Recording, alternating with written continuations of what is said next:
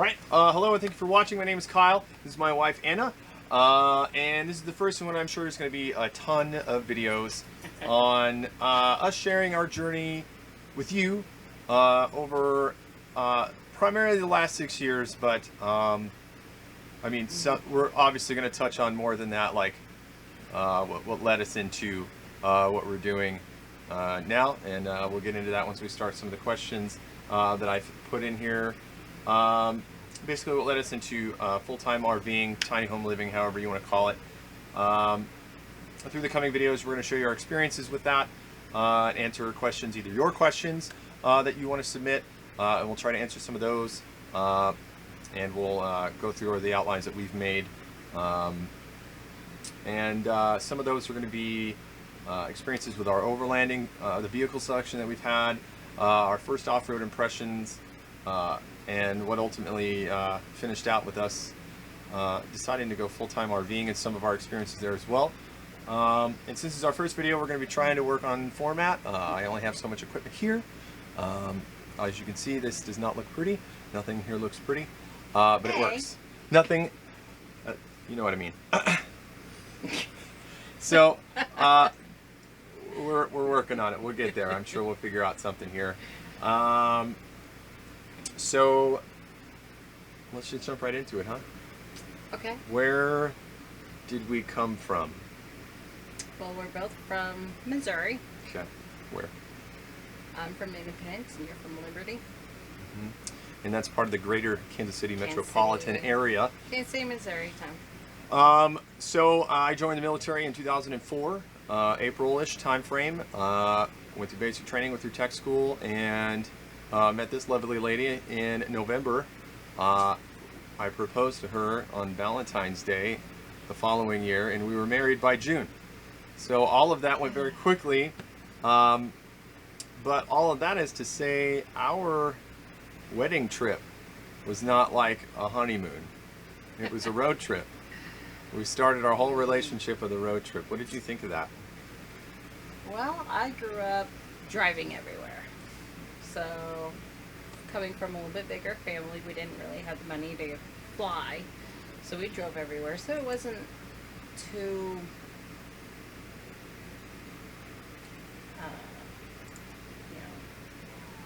I didn't think anything of it, really. Mm-hmm. So it was just what we had to do to, yeah, that I've done it my whole life, so. I feel like that trip, out of all the trips we've taken, took the longest to get anywhere. The difference about it was I was able to be in the front seat. And just... Well, I'll have to edit some of that out. My favorite part was just never knew how long this was going to take. GPS was not really much of a thing back then. So this is our first car.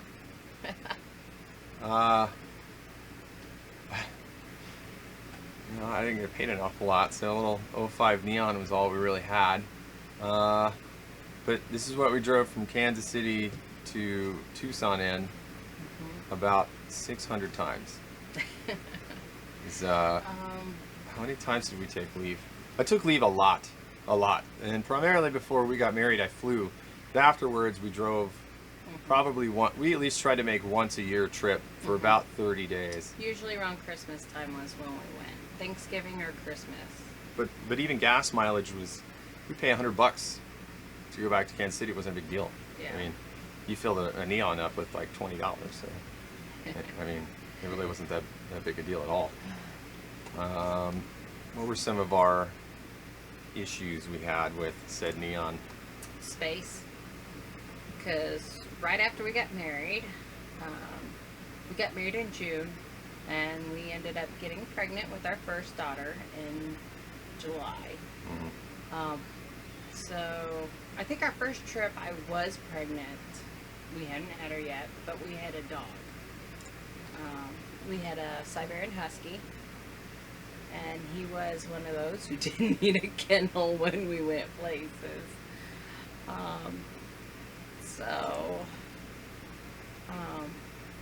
It was space. The dog and the one kid that we had, because we got pregnant pretty much in the first month. of being married. So everything, like I said, everything went really, really quickly. I'm looking for. We don't have the drive, do we? This just puts us straight into. We do. I don't. It's not on Google Photos. It's on the Google Drive, I believe. Yeah, because this is basically Tucson straight into Kansas City. Were you heading to Iraq? This is heading to Korea. This is Okay, heading to so Korea we because skipped a few in here. because we stopped in Kansas. We drove from Tucson to Kansas City first. Her brother was getting married while I was on leave in transition to Korea, and so we drove essentially from Kansas City to Oregon. Was it Salem, Oregon, for the wedding, and then drove back to Kansas City, and then I flew out from Kansas City to Tucson, and then Tucson to Korea. So that whole month was just nothing but flying everywhere and driving everywhere. That's the most I think you and I had ever driven up to that point.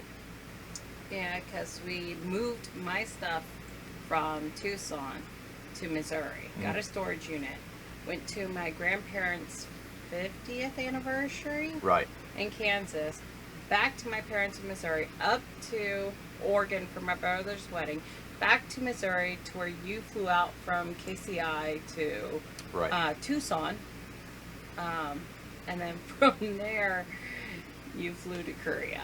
Right. So Is this us driving back, or we were just? Oh, this is where that's driving to. we were going to drive. Okay. You just got back from Korea. All right.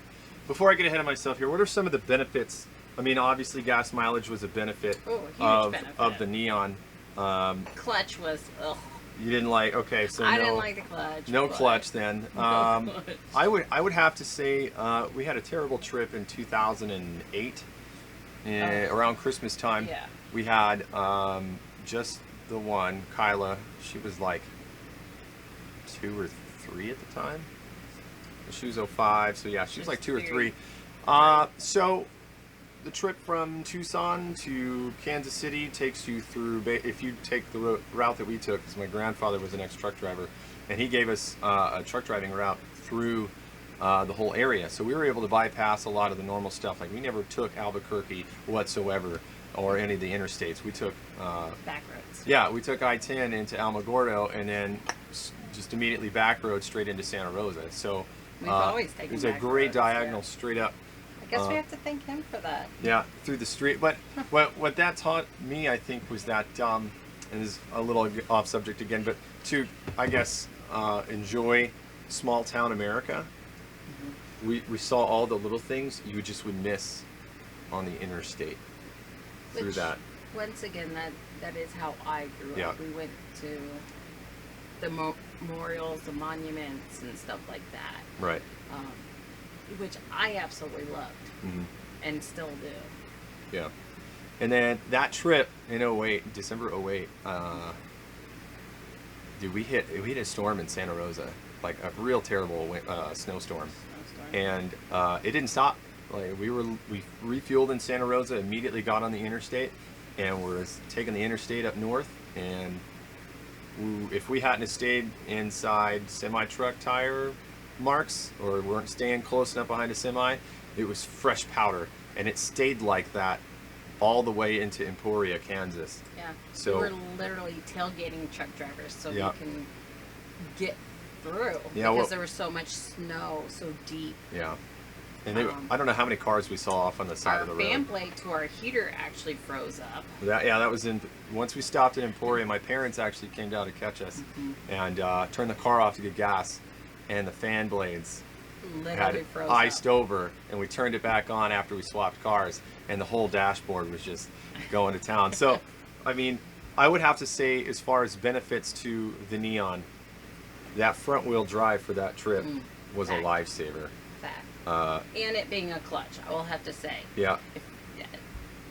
If Ver- it wasn't for the clutch, being able to like play with it. Yeah, very You- few you things would I would say were helpful for that trip. That had to have been one of them.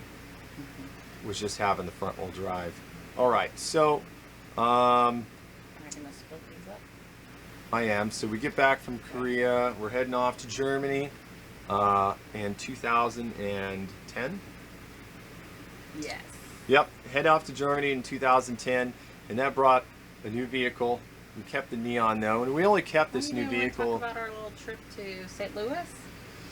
Just a drive and then a train. Oh look, babies. It's just a driving train. Oh, because you know you didn't have a blast doing that. No, I absolutely did. That was awesome. But this is for cars. Yeah, we had to drive to ship. Okay, to ship your car overseas, you have to turn it into port, and the nearest port where we were at was St. Louis. So we had to drive from Kansas City to St. Louis, an early morning. Beautiful. We had fog coming up. We had just the sunrise was just gorgeous. Went, dropped off the car. No, did we do the arch first and then dropped off the car? Yeah, Yeah, because we did a little sightseeing around Kansas. Went to the mall. Yeah. We actually bought a first-gen iPad. If that doesn't date us, just a smidgy poops. I was so excited about that. You realize this is way off. Anyways. Never. And then once we turned in the car, We took a taxi to the train station. to the train station and rode the train, which was awesome. And it's not just about the cars; it's about our trips and our travel. Yeah. So, Not the destination, I promise you. which Yeah, but I'm just trying to fast forward as to where we're going well, here. You're skipping some important things. All right, so Germany, we ended up with a BMW 325i And a second child. station wagon. Yeah, child number 2. Child number 2. And how did you feel about that station wagon initially? At first, I was always anti-station wagon. I See didn't if I want can- some grocery getter, you know, the ones that we grew up with. But, dude, I fell in love with this thing. I was sad when we had to get rid of it when we left Germany. It was so smooth. It was easy to drive. It was tail end heavy, wasn't it, a little bit? Yeah, I mean, most station wagons are tail heavy just because But that ended the up extra being my metal car and the extra there. materials. These are all good pictures. I know they're sitting in here. I know they are. We hadn't moved yet though either, so Yeah. I'm just trying to find. So what were some of the benefits behind the BMW that you felt were great for, Well, at least for it driving made in Germany? It was faster than the Neon. Mm-hmm. I loved racing you from base to home. Yeah. Because I would win, hands down. Yeah, so the Neon has a limiter. It stops at 115. 20? I thought it was 20. 115 is where it stops. 20. And then the BMW does not. So it was Autobahn ready to go. 150, I think, is where I felt most comfortable stopping at, or I don't just think wouldn't we've ever go any maxed it further. out. We were too scared to max. I don't think it would go any further, but I think I learned a lot about driving when we had the Autobahn. 100%.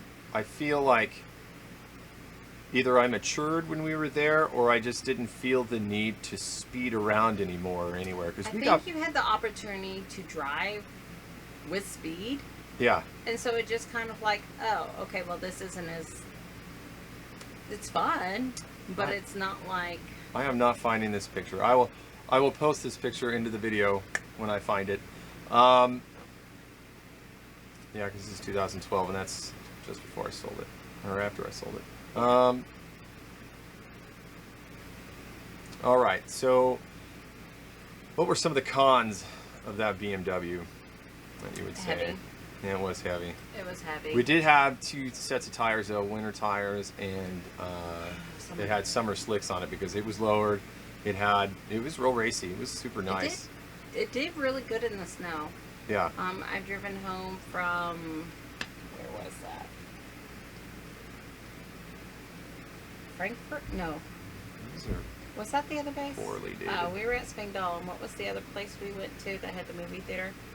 Ramstein. Ramstein. Ramstein Air Base was about an hour and a half, 2-hour I've driven drive. home from there to back to Spangdahl in the snow, and it got me home. That was the great thing about it being heavy versus the neon. And also we drove in the Blizzard. Was that the neon or was that? No, I think it was the BMW, but It's we like had the changed the BMW. tires to the winter tires. Yeah. Just to make sure that we weren't going to be having any issues. Mm-hmm. I will say one thing. Man, driving that thing was so much fun. It's just a completely different driving experience over there. Mm-hmm. If you ever get a chance to go to Germany or go to Europe and drive on the Autobahn, or if you get a chance to live over there for a little bit, do it and enjoy the crap out of it, because it's a once in a lifetime experience to go over there.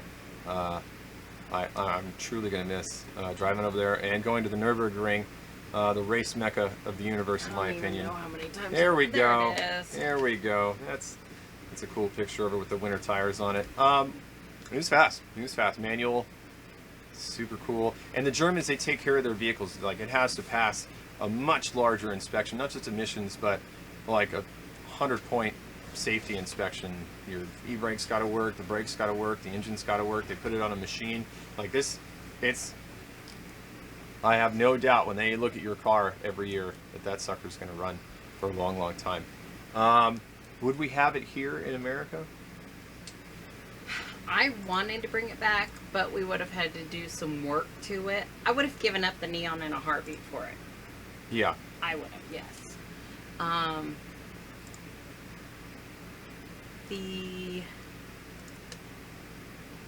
Some of the work we would have had to do was change windshield.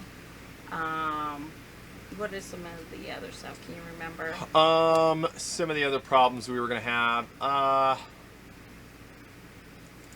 So It's just the emission safety standards stuff. are just completely different between the European cars and the American cars. Like, side impact, safety panels are not there. The crumple zones are not the same.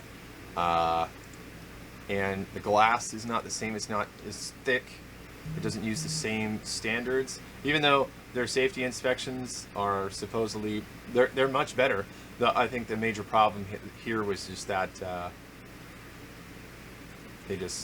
if you're gonna get in a wreck, you're gonna get in a wreck, and you're gonna pay for it. So, Which I would have to say, I'm one of those people. I had an accident on the Autobahn. It just stopped raining. There was a person in front of me. They went to get onto the Autobahn, onto the on-ramp. And I waited for someone to pass, and then I went. And then you're supposed to speed up to get onto it. Well, the person in front of me hadn't quite sped up to get on. And so here I am, I'm coming, and I saw them, and I went to slow down, and I just lost traction, basically, and spun out onto the Autobahn, and hit the back panel of the car, of the BMW station wagon. And honestly, it was like $300 worth of work. Insurance was not helpful. They were like, oh, well, you crash on the Autobahn, we're going to send someone out, but it's basically totaled. You're totaled. Took it to a car shop myself, and we spent, what, €300 on it? it was €800. Was it 800? Yeah. And he fixed it, basically looked brand new, like it never happened. Yeah, cracked and it tail worked light, the rear bumper just was kind of fine. peeling back a little bit. I mean, it wasn't terrible, just needed some professional Yeah, it work. was all outer damage. There was no inner damage to it at all. Yeah, no frame issues, nothing like that. So You honestly, impacted pretty good, but it Yeah. wasn't yeah, the worst thing in the world. but Okay, so we had fun in Germany, and we actually sold that car to make a huge trip to Disney World for a couple of weeks. If you get a chance to do that, I suggest doing that as well. There's a lot to do there. Take a lot of money. Anyways, so we're coming back from Germany in 2013, October. And I knew that Neon was going to be in shipping for a minute. But I know that we wanted to go back to Kansas City and spend some time with family. It had basically been 3 years since we really had a good time to spend with both sides of the family. And since we're both in Kansas City, it's super easy to do.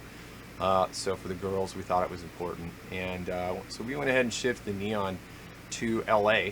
because we had orders to Las Vegas, Nevada. So we've been at Nellis the last 6 years, and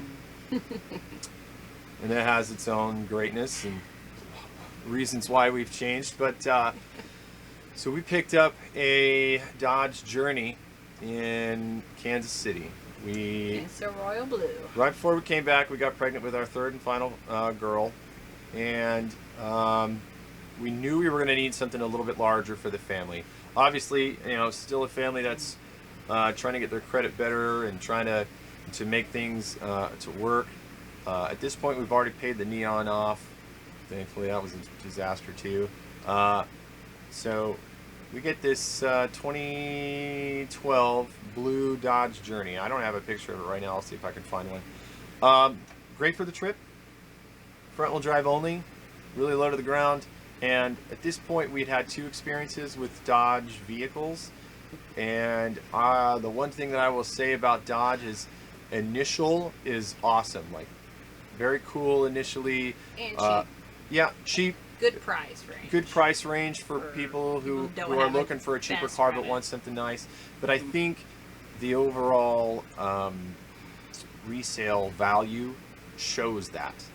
And that's the small little things that go bad on it. Yeah, I would say in the entire time that I owned that Neon and was paying money on it, I was never in a position where I was able to refinance because I always owed more than what it was worth. Whether that was just a consequence of having that car as my first car, my first loan, and that I will tell you right now that sucker was 18% interest, and I don't understand how they do these ratings for people who are at risk, but it's unfortunate because if you're at risk, you should have a lower interest rate, because if you need a lower payment to be at less risk, then I just don't understand how that works. I think it's aggravating. I think hundreds and thousands of you may think it's aggravating. Put a comment in the post below and we can chat about it some more. But I felt the same way with the Journey. We had purchased it in 2013 October. It was used, yeah, it was about a year used. And it was nice still. It wasn't a bad car. It had things that the Neon never had, like Bluetooth on the stereo. Windows that roll down all the way in the Yeah, back. automatic windows that roll down all the way in the back. We had a lot of storage in the back. We could finally have a roof rack that I paid to have put on by the dealership, so we had a basket up top so we could carry some more of our stuff.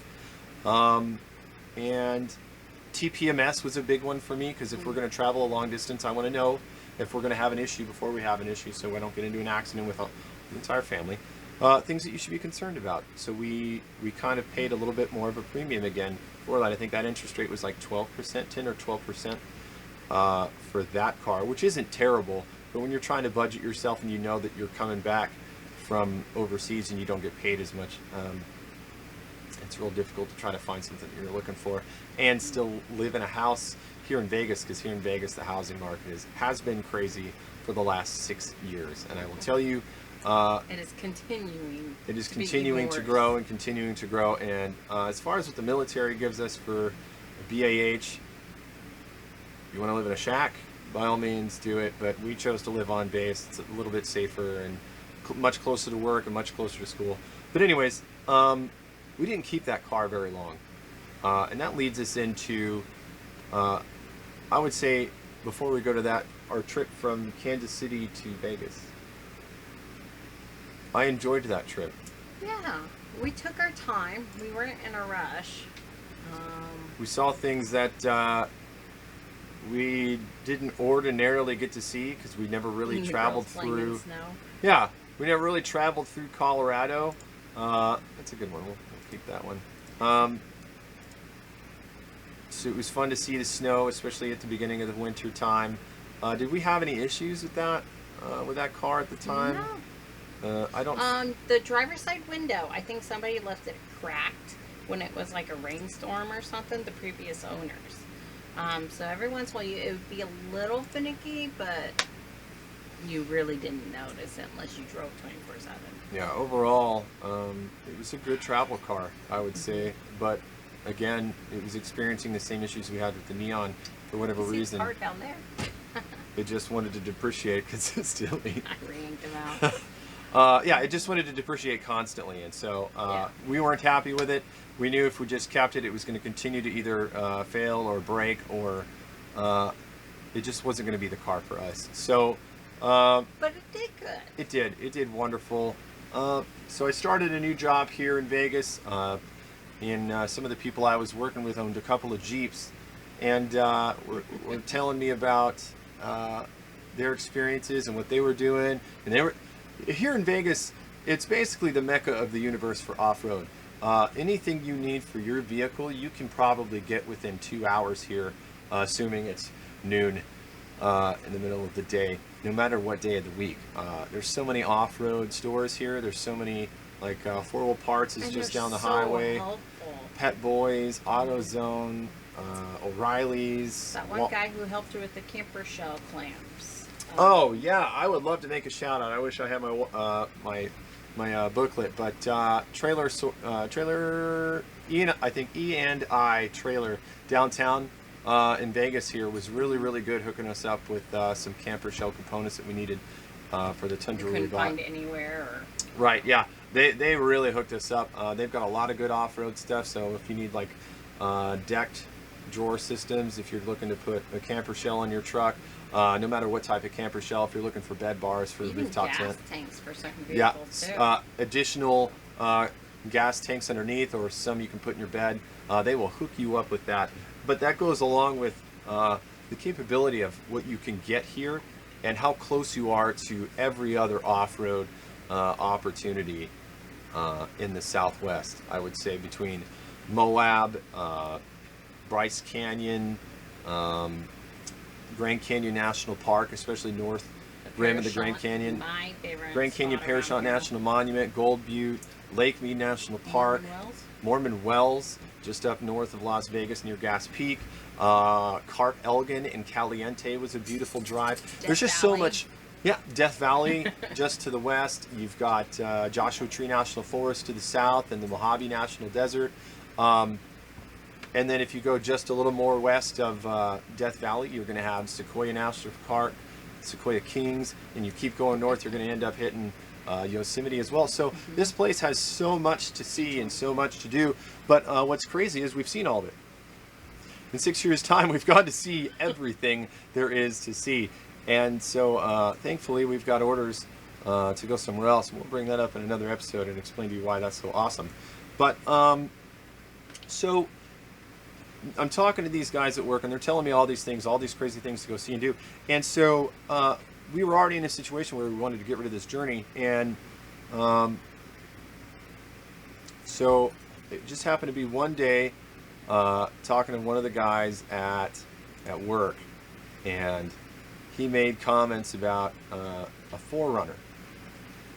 And I was just kind of looking at some of the pictures there, and of course Anna was like, "Oh man, Kyle wants an off-road car. Great, you know, we're gonna have to deal with some things now." And Well, she wasn't too into the idea of off-roading which, I mean, I get it, but it took some convincing. it did, until I saw the trunk space. Because I was already fighting having 3 kids, like with a brand new baby. Trunk space in that journey was 9. It was nothing. So truck on we were frame, literally putting body a on frame. stroller on top of the car whenever we traveled anywhere, because there just wasn't any space. Yeah, we needed space for baby and everything that goes along with So that. what really sold me was the trunk space, to be honest. And you can get it with a 3rd row seat, which you could not get So on when the family journey came at the in time. town, yeah, when family came in town, we just popped up those 2 back seats, put the kids in the back, and family in the middle. It was perfect. So, what did we name that? That was Maximus.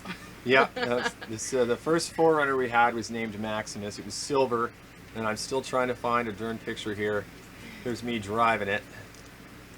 I think that's when we had first purchased it, because it looks like there's no miles anywhere on there. I'll download that one. That's a good one. This was around Christmas time of 2014. There's Caroline there. Oh yeah, we're getting there now. And so after hearing all these guys, I immediately turned to Google Maps. Now, I will tell you something about Google Maps. That is a great resource, at least in the desert, to attempt to find the routes. There we go. Aw, there's Maximus. Yeah, very good resource for finding off-road routes here in Las Vegas, in or around. And one of the first ones we ever actually ended up going to do, because we were looking at the Lake Mead area for quite a while, and we didn't end up finding anything for a minute until I came across a couple of websites that listed the actual places that you could go and see some off-roading. And they're always steeped in a little bit of history. It's a quarry, or maybe it was an Indian reservation, or any of that stuff. And so the first one we chose here in Vegas was a Rainbow Gardens. Rainbow Gardens. And so that's just over Sunrise Mountain. First right-hand turn it'll show. And there's 3 branches over there. And well, the sad part is, from when we first got there till now, people have trashed it. We haven't been here recently. Yeah. The lower ones were the worst. Yeah. I will say, as far as our... It was fun. It was beautiful. It was a good introduction. Yeah. I have to laugh at us from what we were freaking out over versus what we do now. I would say it was an absolute blast. This is the first hill we ever took. Ever. Which... I was so freaked out here. You have no idea. Hence I have to laugh at us on what we do now versus then. So, vehicle selection. I will say this was pretty random for us, and I don't think we bought this vehicle with the intention of off-roading. We really bought it. I mean, I kind of bought it knowing that this is something that we could do. And then Anna obviously wanted to bump it up because of the family capability, and that's what I marketed it to her as well. Like, Jeeps are great off-road vehicles, but they are not a family vehicle. And that's difficult. So even like the Wrangler Unlimiteds, the 4 doors, just did not provide friends the who just had 2 kids and wouldn't go camping with us because they didn't have space for their stuff. I will say this, and this, you could use this as an argument for a lot of things, and I will say the 4Runner and probably a couple other vehicles versus a Jeep of any type is kind of like Apple versus Samsung. I will say the 4Runner is like Samsung, where the Jeep is like Apple. What it does well, it does fantastically well, but that's all it's meant to do. If you're trying to rock crawl or do some crazy stuff, I would no longer call that overlanding. I suppose you could, but for our definition of overlanding, you know, and we're starting to get more into the self-reliant overlanding. If you've had a chance to read that book, I suggest that as much. Still waiting to get our copy, but there were just too many things about a Jeep that we did not like. It didn't have very good insulation on the roofing. Yeah, it was nice that you could take it off, but for us it was just kind of a chintzy gimmick that we didn't necessarily care for or need. And rolling down the back window of a 4Runner is perfect. Yeah, I don't know how many I get times. motion sickness easy. Mm-hmm. Being in the Yep, front seat of a Jeep with the way the windshield is shorter and your dashboard is so huge and deep, I got sick. Like, I'm very sensitive, which I hate. But in the 4Runner, I don't have that problem at all. The windows are big and it's open. It's just very spacious. I will say that even I've used that back door or that back window quite a bit. That's not it. There we go. So I use it every day. A little bit of satellite. Taking the kids to school and back in the mornings. The windows are usually rolled up here in the afternoon on pickup, drop off. If I'm on the road, those windows are down 90% of the time. So I'll also print screen this as well. But this is the Rainbow Gardens area, and you reach it from the 147, probably right about here, and you can see one of the roads that goes out, another one here, and then there's another one right here. And like I said, they're so easy to spot on Google Maps. Like totally simple. If you want to go out and do an off-road route around Las Vegas, get on Google Maps. Pop your map around a little bit, and it's going to show you some really good stuff out there. And Rainbow Gardens is a great numero uno suggestion for me. I would say that was the single easiest thing we had ever done, but for newly minted overlanders, this was a lot of fun. This was an absolute blast for us. And it's great for car seats. Like, seriously. You could put a rear-facing car seat without having to be up in the dashboard either. And you might have seen the gas cans that we were carrying that first trip. Not required. It's not that far out. I don't think you and I have ever been on an overlanding trip where we had to do a refuel midstream, except for Kelly Point. Kelly Point. There was Mother's Day Mountain. We went on a camper trip. It's not Mother's Day Mountain. We just named it because our first time trying it, we got snowed out. It's like Mount Butt. Butte. No, it's. Let me pull it up here. It's in Mesquite, Nevada. It'll cross the border into Arizona as well. Mount Bangs is what it's called. That's what it is. Mount Bangs. There is an off-road route that does take you up and over Mount Bangs and into the North Grand Canyon National Parashant Monument area. Lots of trees up there. Gets you out. You don't hear anything. No noise. No sounds. You might hear some jets you have to over watch the out Knitter. for mountain lions. That's a big one. Huge one. But I think we spent a lot of just driving that trip. Yeah. And it was on the way back that we had to fill up, I think it was. Yep. But we did a lot of exploring. Well, even then, we got stopped and we had to turn around because it was snowing.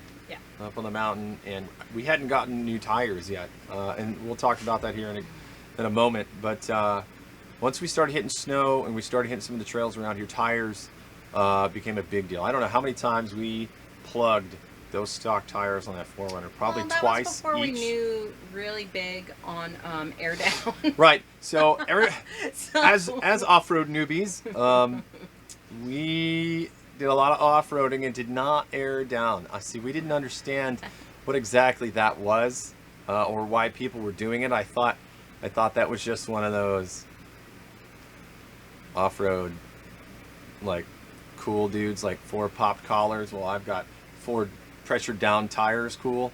That's not the case. That's your tires act absolutely as part of your car's suspension, and the ride that you feel and the stress that you put on your car is absolutely based upon the PSI of your tires when you're off-roading. If you want to travel down the highway with 35 PSI in your tires, by all means do so. Do not do it off-road in Las Vegas or Arizona ever. Don't do it. But we'll get into that here in a little bit before we start talking about that. All right, so there's some of our early experiences. Obviously, pressure down. You can be prepared. You don't need to be over prepared unless you're really going to go way out. And I'm really good at over preparing, as the figure you just saw. You don't need to do. If you really want to, sure. If it makes you feel better, go ahead. Always have a good plug kit. Yeah. Always have a compressor. It could be a Walmart compressor. It'll take longer. And remember, 5 gallons of gas will get you anywhere you need to get. Just. I think most times when we were just driving trails, I think we used about a half a tank. Yeah. So just about every single time we've driven around here, we've only used a tank of gasoline, and we've always been near on the way home, there's always a gas station. I don't know why I felt like we needed gas all over the place. I'm still that way. We have four red jerry cans that sit on top of the 4Runner everywhere we go. I don't. It's not like there's a. Hey, I'd rather them be there than not.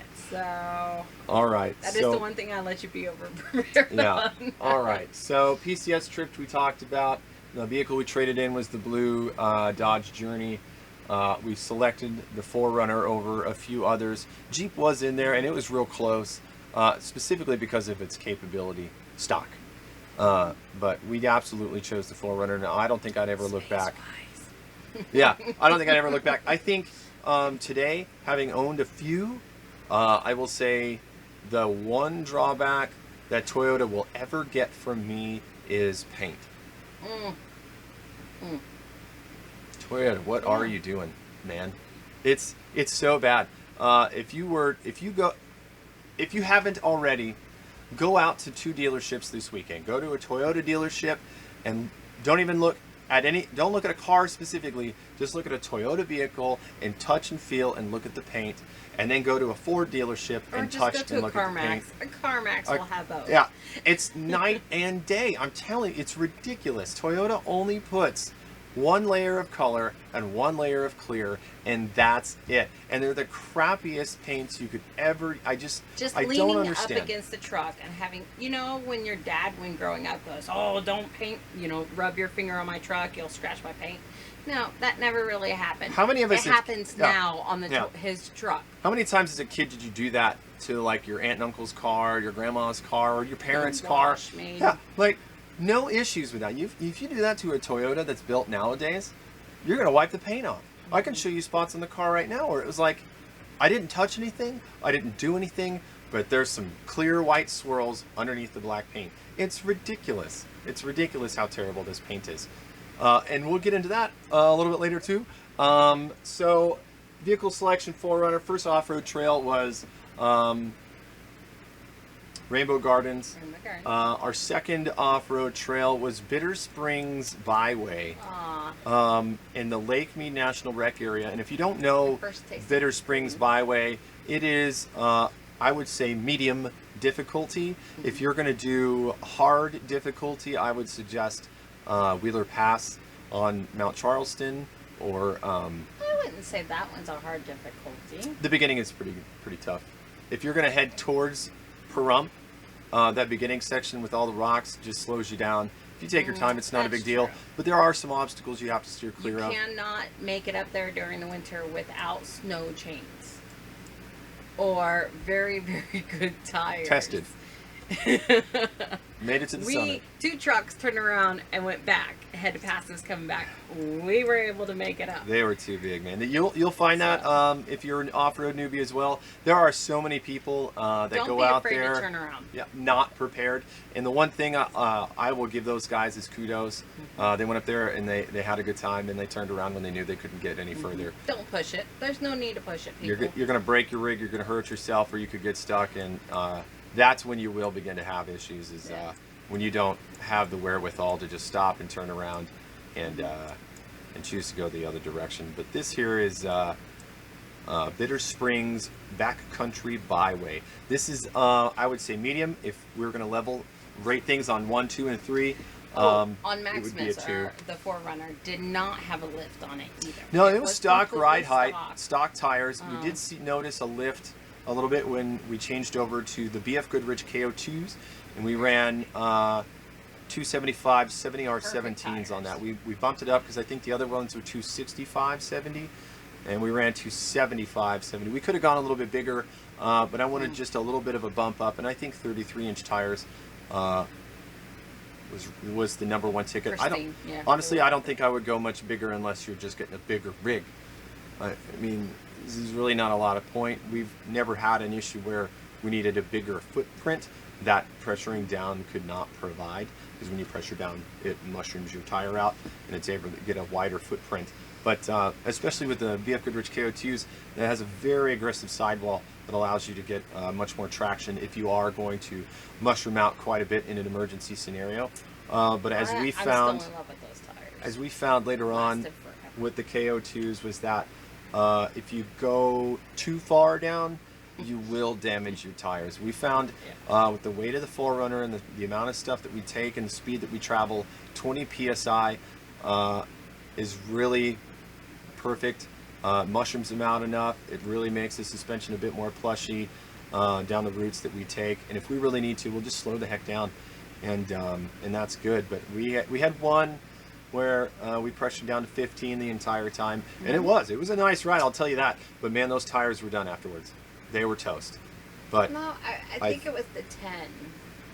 we never went down to 10. We've always done 15.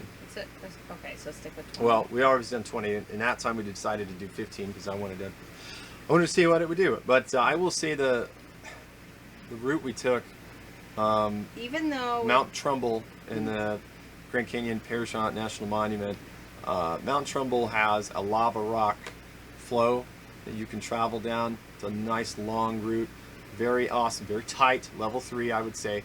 but I can drive it, so Yeah, bring that I up. let her drive that entire trip, and she made it just fine in the 4Runner. Very good turning radius in the 4Runner. But those tires were done. But it was either the we had those for how long though? right, either the they it was were either starting the to get. PSI, it was either that The car particular was trip. too tall to get into the garage. Right. Later on, and Yeah. so it got a lot of sun time.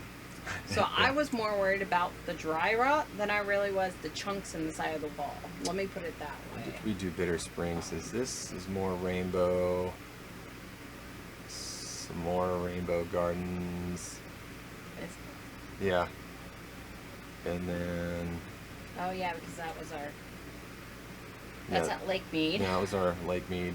Lake Mead's not too bad. Just you're gonna get, if you've ever done camping at a regular campsite anywhere around here.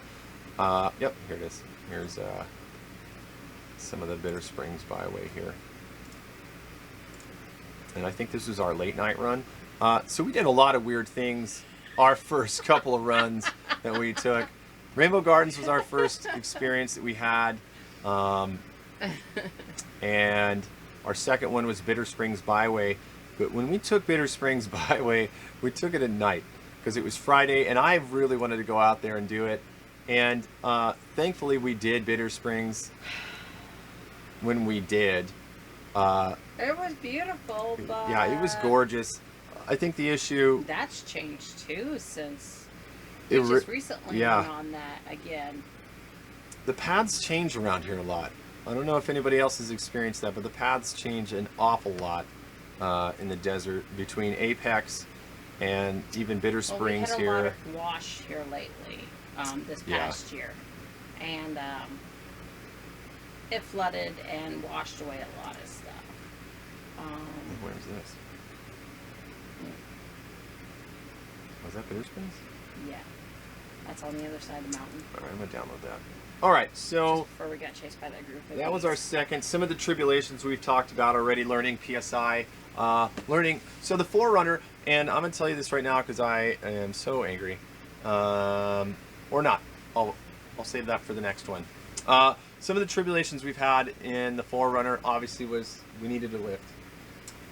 It wasn't too bad, I will have to say, but we did scrape at least once or twice on each trip. And it's just random, very random spots, and it's like where water had washed the dirt away, and you have to climb up onto the rock. It's not rock climbing, but yet there's a little. It's ledge just you have rocks to here go. are big, and they're in the path, and you have to crawl over them.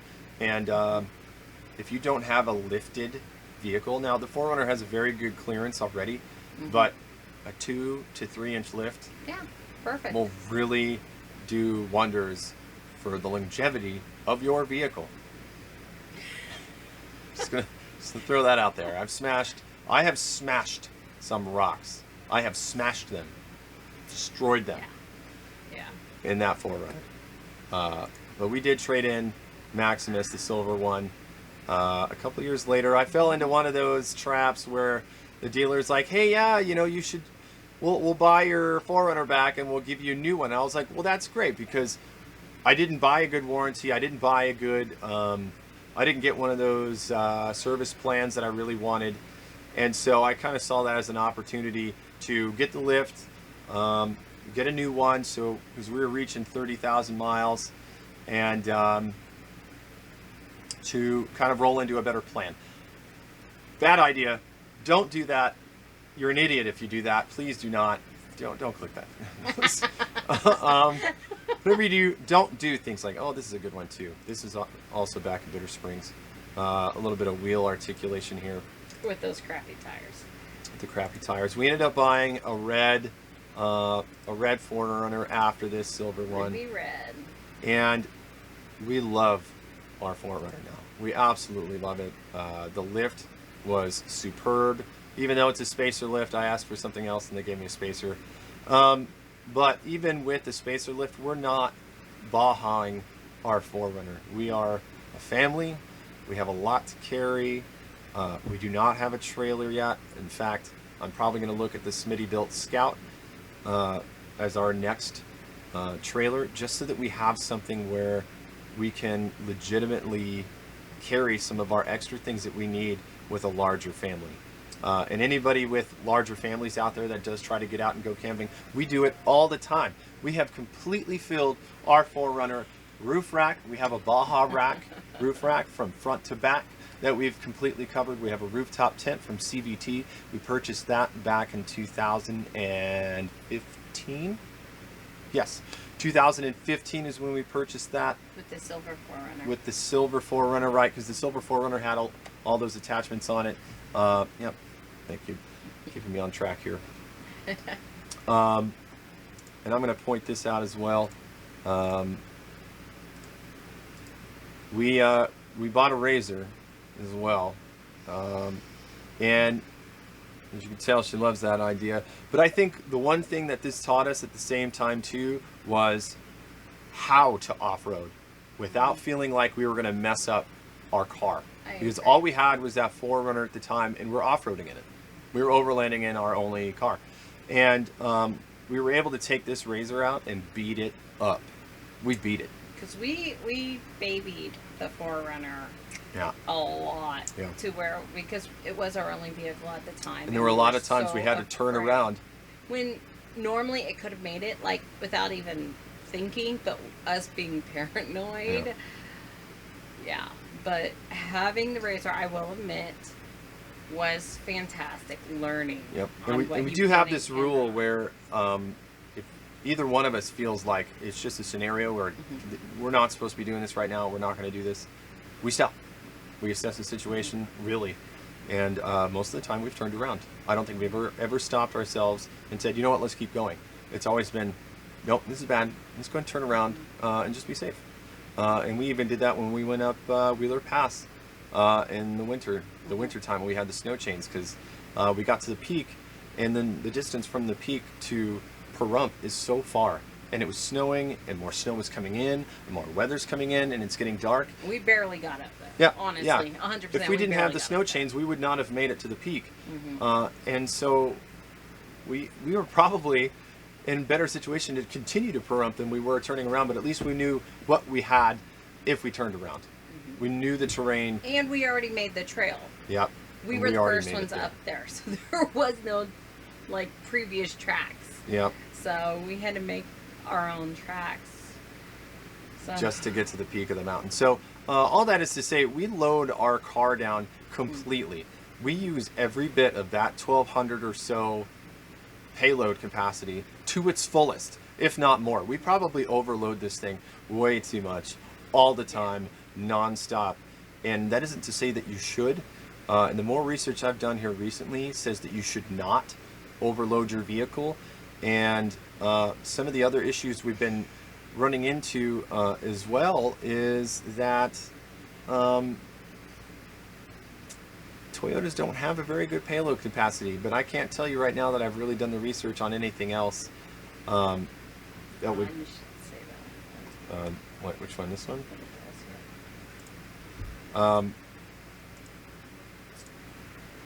But if you're gonna do it, the 4Runner's ready to go.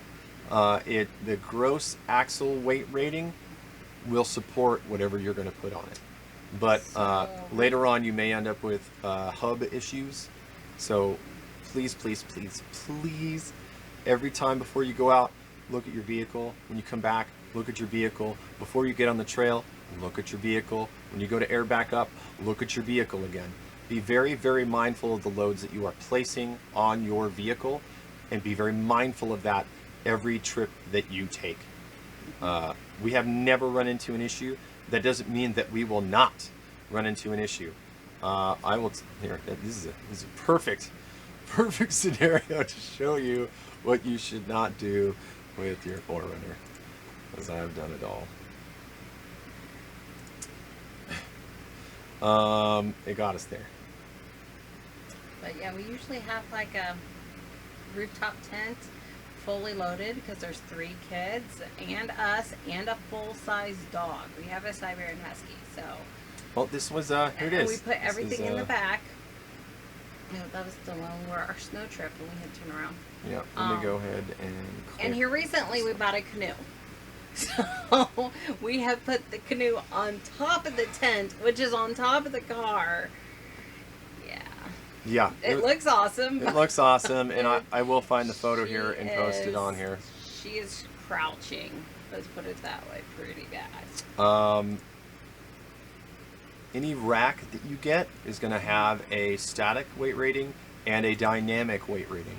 So also be mindful of what you're putting up on your rack, because what's the difference between the two? So moving and not moving. Basically, if you're going to be driving your car around, the weight that it will be handling dynamically, so left, right, back to front, braking, takeoff, stuff like that.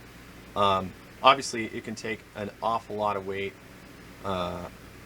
just sitting there, which is fantastic and all, except that the majority of us are going to be driving our car around with all of that crap we put up there. So again, just more things to be mindful of as you're.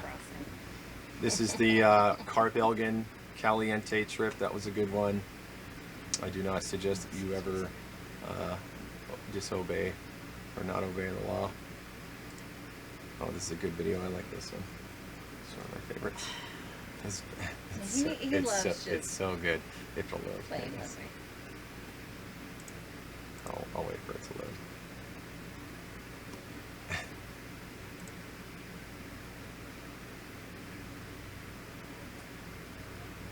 Come on. It just does not want to load. Something else, more tribulations here.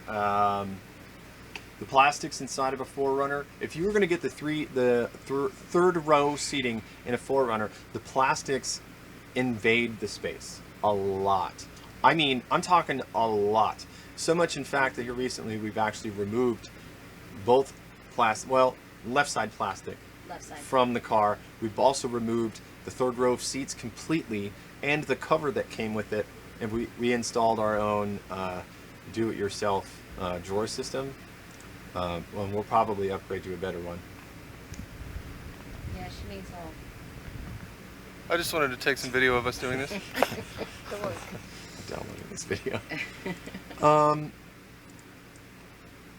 What are some other things that we've had issues with, babe?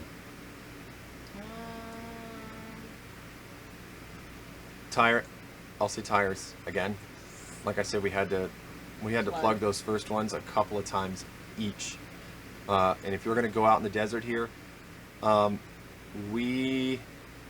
initial air pump was just this little dinky one we had since we owned the Neon from Walmart. It was a cigarette lighter plug-in, and it probably spit out 1 cubic inch of air per minute. So when we had our puncture, it took a very long time. Yeah, we took a very long time to air up that tire. Air up, overheat, you have to wait. And we kept unplugging it to make sure that it wasn't going to overheat terribly. And then you have to plug it in, turn it back on, air up, and then wait. Oh, man, I think it took us, how many hours did it take? It was a long time. We were in the Lake Mead National Rec area, and we traveled way back to a dead end of a trail just to see where it led. I don't suggest you do that. You should do your research. But we ended up getting a flat, so we stopped right there. We didn't keep moving. We pulled the tire off and decided whether or not we wanted to use the spare. We did not use the spare. We just decided to go ahead and plug it and aired it back up. But that air up took about an hour to do. And we had a little battery backup for the car. So if we needed to jump start the car, we had that opportunity to take care of it right then and there if we needed it. So I was able to use that. It had a cigarette lighter outlet on it, so that we were able to go back and forth between the car and the battery, but also give that air pump a break. So I would suggest you go out with an air compressor every single time. Please don't try not to. Wow. I don't think I ever remember this before. So, other things you probably should consider not doing with your 4Runner here. The 4Runner only has a 5,000 pound tow capacity. Should you tow 5,000 pounds with it? Probably not. You should probably leave some gap there. Does that mean I haven't towed 5,000 pounds with the 4Runner? Does that mean I'm not about to tow 5,000 pounds? No, I will probably, but you really shouldn't. No, insurance will not cover you if something happens. yeah, insurance will not cover you. The cops will give you a ticket if they have you weigh.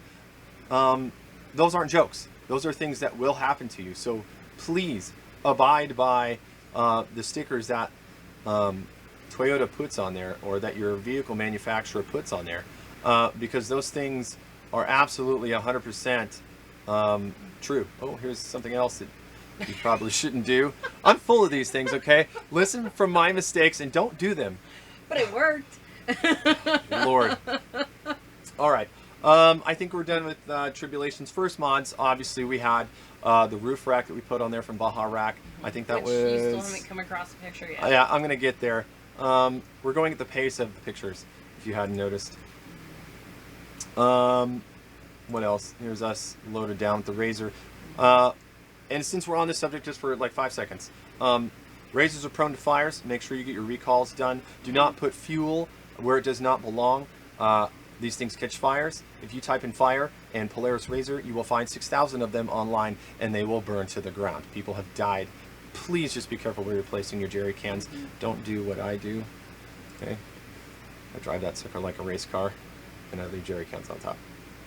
Well, the jerry cans we did end up getting are the metal Wavian. ones. Hey, that's a good point. That's a good point. Mods. Don't go with plastic. Like, it expands, and in Nevada, I will have to say. Well, here's there a are good those point. flat ones that a lot of people do like. Dashboard temperatures. Oh, there's one. There's one. 109 degrees. Just the other day, I know her car read 118 on the dashboard, and that stays pretty consistent around here in the summertime. So take the extra time, spend the extra money if you're going to do it, and get Wavian metal jerry cans, either from Amazon or from Sportsman's Warehouse. I'm not sure if they sell them anymore because it was a long time ago when we bought ours. You're going to need those. You're going to need them. You will eventually have to replace the seals on them, which is what, a couple of bucks from Amazon. They're just little black seals. Well worth the money because they will not explode on you like a plastic gas can will. Yep. What trip was this? That's one we took your mom. Oh, that's right. So this was Gold Butte. Yeah, Grand Canyon National Parachute Monument.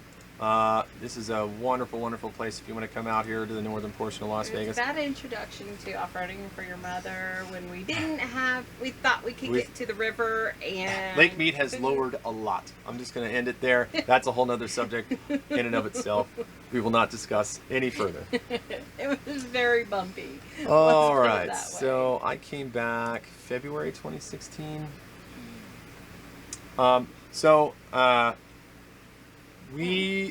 was deployed in July of 15 through February of 16, and oh man, those jackets. Oh, that's it. Yeah, that's a good picture. Keep scrolling down. We still got a roof rack you gotta find. Because we hit the roof rack But first. it was on there already. Oh, no, here's, okay. All right. We need to talk about this one. We need to talk about this one. So I made a mistake the first week I was back from the deployment. So this is the reason why we have the rule of if somebody says no, it means no. No matter how much of a tissy fit you throw, you need to trust that someone... I was deployed. I ordered brand new tires for the car, BF Goodrich KO2s, 275 70R17s, and I thought these things were baller. The problem with the Vegas area here is in the earlier months of the year it does get wet. In the later months of the year it does get wet. And it's silt. So it's just going to soak it in and it's going to stay there for a little bit of time because it's not hot. Suck in over your tires, so, and there's nothing you can do about it. This place used to be covered with water, and that's something you need to be mindful of on every single trail. It's like a lake bed. If it's not hard packed trail, don't do it. If it's wet, you're going to sink. We've had to recover some people and leave their cars out for a while because hit silt, it'll suck you in, and once you do that, the suction will never let go until it's dry. This particular picture here was the first week I was back. We took an off-road route. It was real sketchy. I was overconfident about the tires, and you can tell that there's one washout on the right-hand side and one washout on the left-hand side, and both tires just went right into those little culverts, high-centered the car, and we were stuck at about a 30-degree tilt to the left. Now, the thing that was scary about that was there was all of that water had washed down to our left and made another washout there. So if the car had rolled, it would have smashed into what was essentially a rock wall and would have completely destroyed the car. And we had 3 kids in there too. And we had 3 kids in there. And so we had to dig out for about 4 hours. We had a little spade that we were using, and we were trying to put anything we could. And a pry bar. And a pry bar. And we took our time.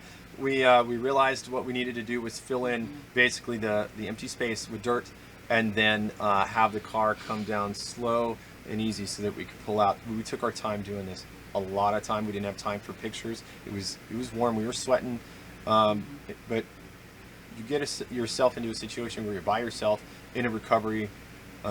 Take your time. Take your time.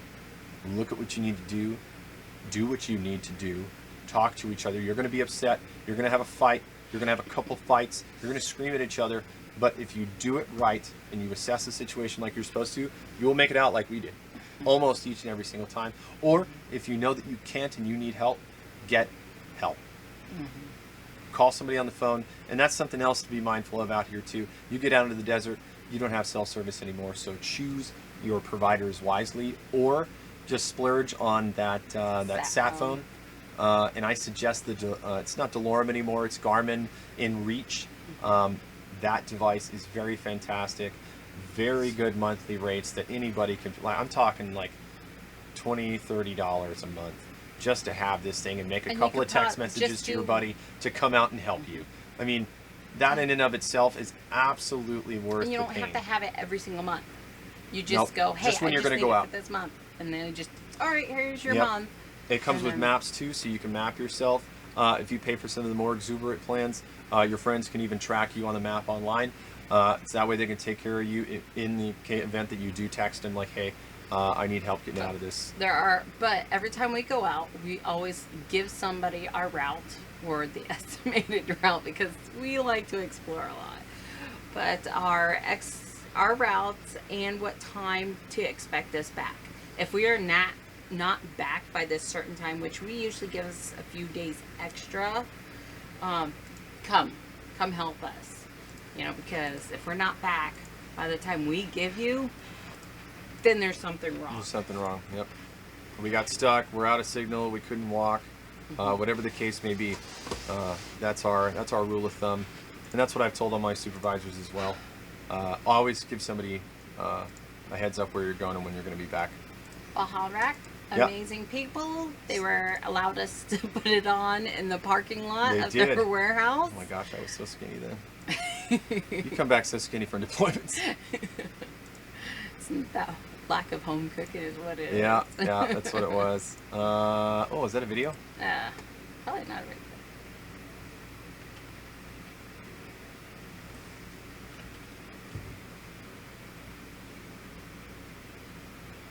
Buy a bucket.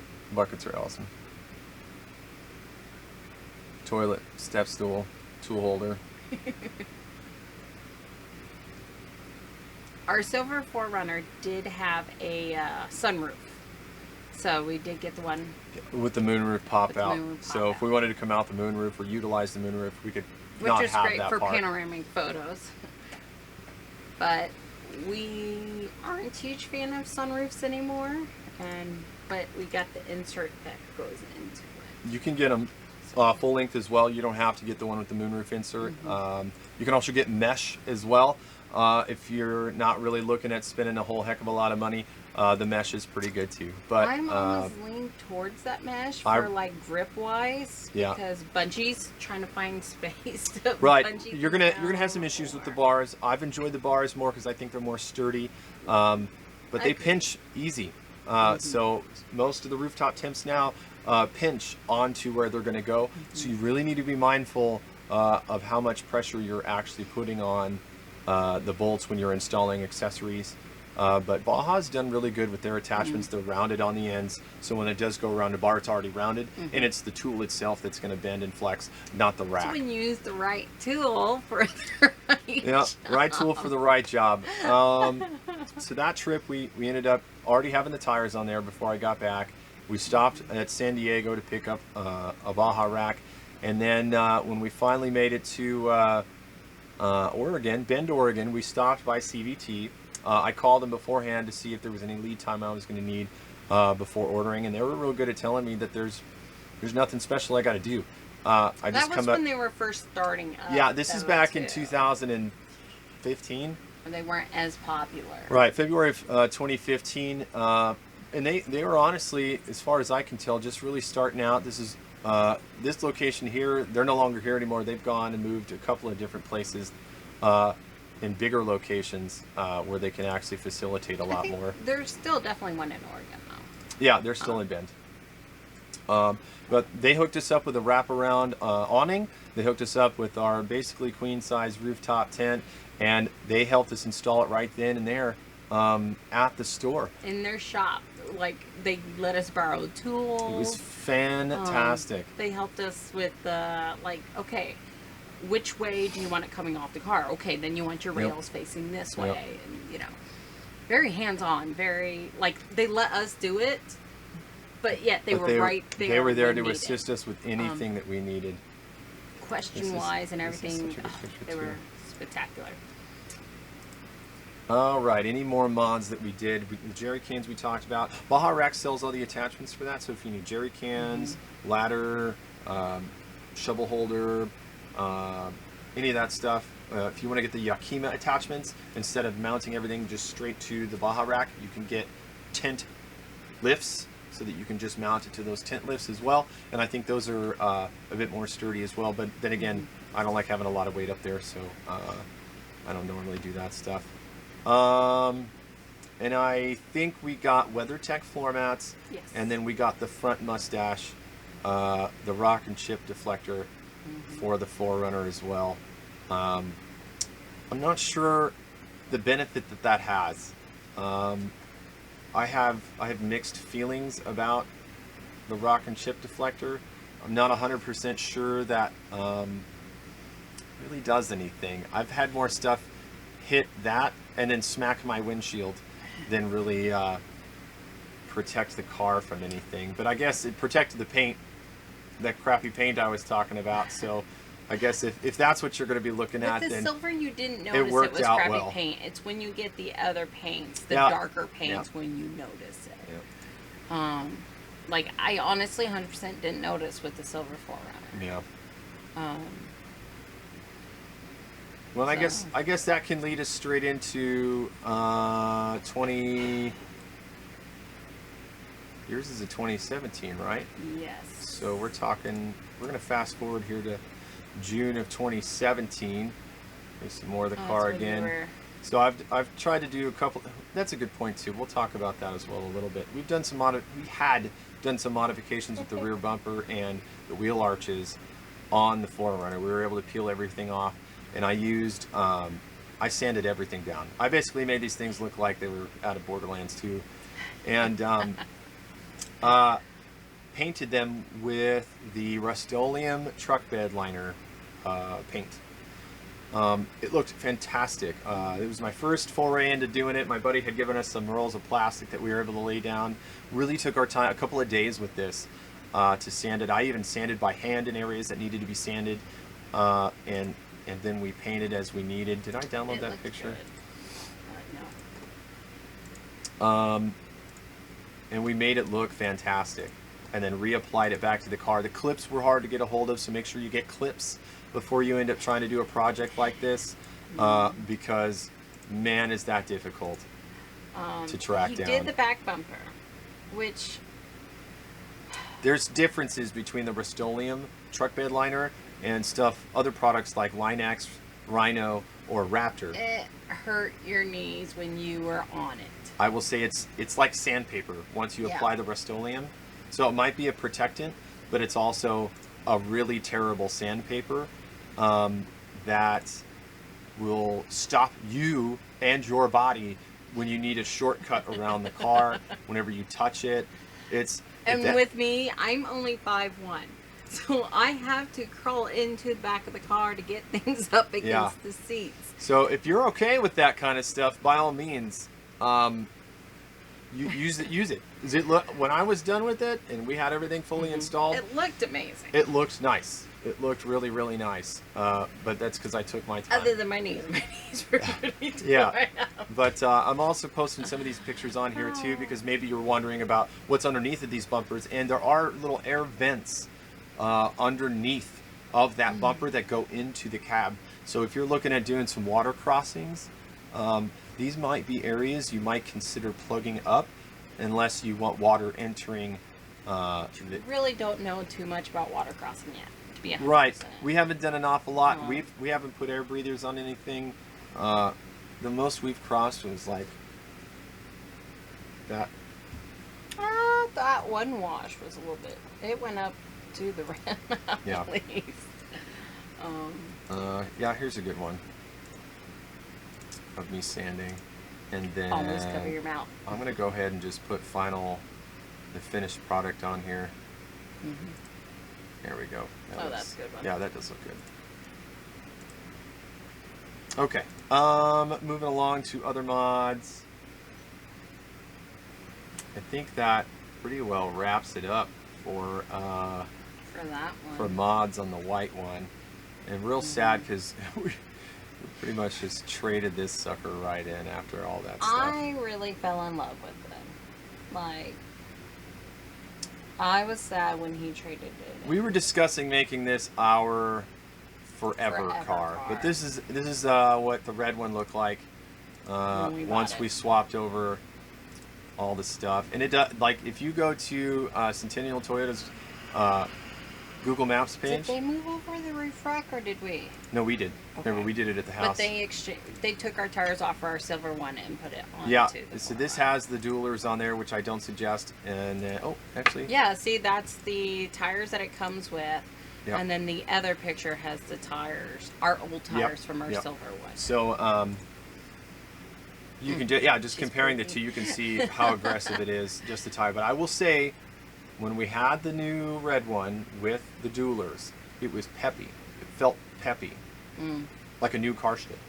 But then when we put the BFGs on there, they're E-load rated.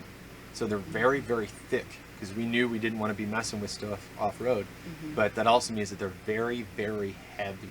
So you're going to notice a huge difference in your vehicle when that happens. And then this is when we got it back with the lift, and you can already tell that it is definitely a lot higher than a standard. Yeah, and here's a picture of Spacer, which we will replace with Icon at some point. Icon is just so expensive and out of our price range right now. But that's the base thing that you need to do. Tires and suspension. Before you put bumpers on, before you put anything else on your car, it's really suspension. Because bumpers are heavy, people. You can't throw a bumper on without changing your suspension. Right, and from what we've heard and seen, because there are people around where we live here that have the full Icon Stage 7 setup, and it is nice. In a normal 4Runner, you hit the brakes and you get a lot of nose down, a lot of nose up when you take off. It's like one of those Jack-in-the-Boxes where you spin it and it pops out and it goes back and forth like this. That's what your car does when you brake and gas. Yeah, but if you're going to look at getting the Icons, that will dull that down a lot. Or put a rooftop tent on it and that'll slow it down. Yeah, and that's also something to be mindful of too. If you're going to put some high-capacity springs in the back to carry the load that you're talking about carrying, a lot of times it feels a lot better with consistent loads. Be mindful of what you want that car to feel like ordinarily, or if you are going to have a drawer system in there that's full of all your spare tools and survival gear, or even a refrigerator and some spare batteries, because a lot of that weight will add up, and it may make your ride feel better the majority of the time. And like us with our 4Runner, we leave everything on the car, so when we're ready to go, we can just go. I'm not trying to fix the car up or anything. So unfortunate story about that red 4Runner. The day before we were supposed to go and turn it in to get the low jack installed, it was stolen. And this is a good picture. I like this picture. We have an off-road group here that we go out with. It was stolen from a gas station right in front of the front doors. I'm not sure why the gas station didn't have any cameras or anything.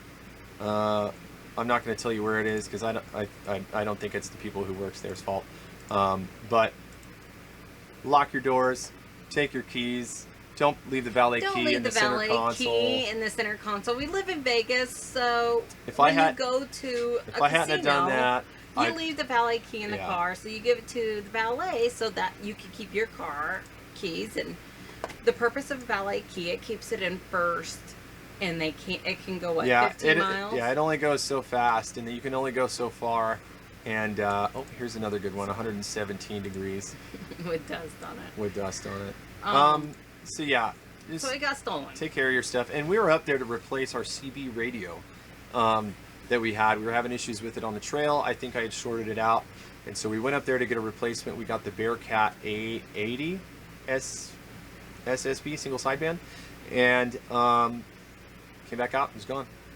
Sucker was gone. Called the cops immediately. They picked it up the next morning. They had basically emptied everything out of it. They left my weather tech mat. So if you're like any other off-roader or seen any other off-roader, all of us have patches on our ceiling. We love our patches. We love where we've been, and it reminds us of the travel. Because like we were saying earlier, it's not about the destination. It's about your route and about the fun you had going to those places. And so realistically, that's all we were concerned about was those patches. I could care less about anything else, but what you can't replace is patches. Unless you're going to go to all those places again. And even then, her grandfather was a retired police officer from Valley Falls, Kansas, had passed away, and she had his police patch. My grandfather was a truck driver for CF for many years, and I got his patch when he passed away. So there are many non-replaceable things in that car that we were so upset about. But what was great about all of that was they left it. They left all of that stuff in there, and we had no concerns about it afterwards. But thankfully, they took a lot of other things. We found the car seats like thrown in the parking lot, so we had to get all new car seats. It wasn't there. Who knows what else they did to them? Yeah. Here's all the pictures we were posting from. Our car is gone. Yeah. Real sad stuff, man. But we did recover it. Basically all in one piece. Stole our 4-wheel drive shift knob, for Christ's sake. Like, they stole who the steals stuff. that? The filter from the filter cover. That's the glove box, like, filter cover they stole. I'm like, of all things, man. Like, but then they left things like my weather mat tech. They left the jerry cans. Or the jerry cans. If you know Baja Rack's jerry can holders, it has a cover that goes over top and a spin lock and a cotter pin. And a cotter pin. That's all I had. I didn't do like High Lift Jack's spinny lock, the knob lock. So but they pried on it. Like I don't understand. I had People are dumb. a Bowie knife in the car. Mm-hmm. And I think from what we could tell from the scratches on it and from what little bend, they tried using that Bowie knife to like pop it off or pop it open, when all you have to do is pull the collaring pin, spin it, and pop it off. Yeah. So they took the knife to our tent, our awning. They even I have on our hitch, our ball hitch, I have a 3.1. They tried stealing that, but it's one of those key We have a ones. locking pin on there, so we don't have to mess with that. You could tell they tried breaking that off, and they couldn't break it off. So... Needless to say, that was not a fun We got a new paint job experience. out of it. Yeah. We did get a new paint job out of it, man. Which is all this stuff Raptor here. liner. Awesome stuff. More stuff I'm going to have to cut out. Awesome. No, that's still the red one. We go out with a lot of Jeepers, so you'll see us with a lot of... Right, yeah. So... yeah. And even the Jeepers tell us they don't like their Jeeps, so... They don't mind their Jeeps, but Oh yeah, here's some pictures but from that. nice. From And getting stolen. from it getting stolen. Yeah, they'd leave things open just to check and see if there was something there. We did find a lot of rubber gloves around the area. I still believe that these were just teenagers. Here's one of the rips down the, and we're still gonna have to replace this wraparound awning, unfortunately, just because I wasn't able to really seal this up really well, and where we're going next is really gonna be wet. It was nice when it was dry here, but this is where they ripped out the CB radio. Which was fried, by the way. Which was so fried they got because a I'd bad messed it up. I was radio. there to replace it anyway. This is where, when they were ripping the radio off, they pulled the panel down. Insurance did take care of us decently. They had all of this fixed and all of this replaced. That's as far as I'm going to go with that. Insurance claims can be a nightmare, so cover your butt, get good coverage, take pictures of everything, have pictures, especially us off-roaders, overlanders, do a real good job and list everything Itemize that you things have. that you keep in your car. Yeah. Do it, because you're not going to remember every small little thing. Yeah, we're like lucky a that gun we had. clip in the glove box. We're lucky that we had. I still can't believe they left the tracks there too. Yeah, those those weren't tracks- even locks. No, they're not. You push their child safety lock, basically how those are, but Some scratches in the car. ripping out the antenna. Oh, it was so bad. It was the worst. All right, we'll skip the rest of this because I could download 100 of those pictures. But took it in, and we were talking with the people who were doing the repair over at what's that place called? Service King. Thank you. And they really did hook us up, and we asked them really nicely if they would put Raptor liner on our car, because as you could tell from the photos, the car was completely scratched. It was totaled. And they did us a huge favor, and they Raptor lined our entire 4Runner, front to back. It's fantastic. If you get a chance to have it done, I suggest you do it. Not that you need to be getting your car stolen to get Raptor liner put on your car, but you should. Raptor liner's not that expensive, I promise you. It's not. You can get off at Amazon. We'll get into some pictures here in a moment. The hard part is sanding it. So here are some of the cuts that we had to the tent, and I'm going to show you this mainly just so that any of you off-roaders out there that end up with damage to some of your canvas, that we've sewed all of this up and we fixed all of these items, and we still use the wraparound awning, and we still use the tent to this day. I haven't had a single problem with it. We really took our time doing everything, opened everything up, cleaned everything out, shampooed. What saved us a lot was when they cut it, the way it folds over, it accordions close. So you have your hard and your hard, and then you have your mattress right here. Where they cut it was mostly mattress. So we did have to completely replace the mattress, which was okay. That's not that expensive. But they got a little bit of the window screen and a little bit of the wall. But what saved us was having the awning here, and that's the front of our tent where all of our cloth and sides are. So when they cut the tent, it just got the mattress, the open part. And then so they cut the awning, and then they cut mattress. Yeah. Or else I don't know if we would have been able to fix it. Yeah. And it was a long process. This took a very long time for them to accomplish. If I could do it all over again, I don't think I would take it to a repair shop. I'd actually take it to a custom 4x4 paint shop, because I think they would just do a little better quality better job overall. Because I think they only put one layer down on the car, and you can tell where there were bits that just weren't sanded well enough, and that are chipping up. And for a paint job like this, you really can't afford to do it wrong, because if any of that starts to chip up or chip off, and exposed paint, that's hard to just paint over again. And you can't just sand this stuff like normal paint. You have to basically go in and do a blend job to repair a lot of this paint, because it's tough stuff. Or just chip the whole dang thing off and do it all over again. So unfortunately, we do have some locations that are going to need some work. Well, the radio rack, I forgot about that. So I did post this. Careful with that one. Thank you. I did post this go. rack on one of the forums that we're on. I think it's one of the Forerunner, the 5th Gen Forerunner forum. Because there's no space in these Forerunners for radios, for CBs, anything like that. So I built this rack to facilitate that. But I got a lot of feedback about how dangerous this could possibly be in a rollover, and it's very true. But we've had it ever since, and I don't think it's cut us ever. The head.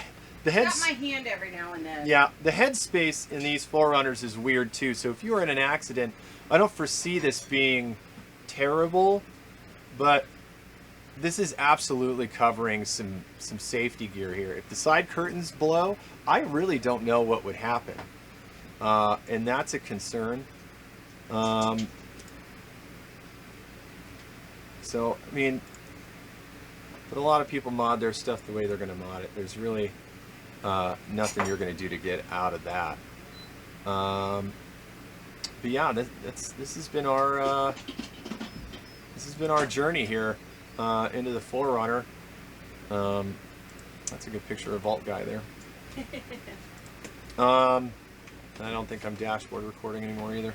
So yeah, if this is what you're looking at doing, this is some of our advice that we've had, some of the things that we've come across, and we'll go a little bit more in depth into some of the things that we've seen in our off-road travels in the next video. We just kind of glossed over some of those locations and showed you some of the pictures. But in the next one, we'll go more in depth with Rainbow Gardens. We'll go more in depth with Bitter Springs Byway and some of those locations. Trail, step by step. Yep, and we'll show you some of the overview maps. So if it's something that you're wanting to look at, or if you're something you want to do out here on a trip, by all means, check out our next video. Comment on this video. This is our first one. I really didn't know what I wanted to do for a video. You see a lot of these snazzy things out there, and I'm not really all that technically inclined to do that. I'm very technically inclined, but it's hard for me to just sit here and edit a video for 6 hours and then feel accomplished. So this has been good enough for me, about 1 hour and 30 minutes. I'll have some splicing I'll have to do after this, but you guys will end up with a good video. And like I said, leave your comment if there's something we can do better. If you have more questions, by all means, put it in the comments below. And see you next time.